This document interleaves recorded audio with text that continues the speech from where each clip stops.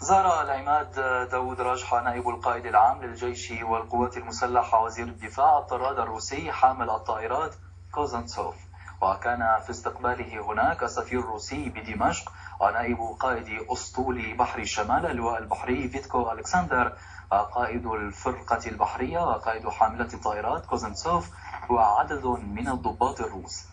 واستعرض سيادته حرس الشرف فيما كانت مدفعية البارجة تطلق 21 طلقة ترحيبا بسيادته. وجال العماد راجحة على أقسام البارجة واستمع إلى شرح مفصل لطبيعة المهام التي تنفذها ونوعية السلاح الذي تحمله، وألقى كلمة تحدث فيها عن التاريخ العريق للأسطول الروسي.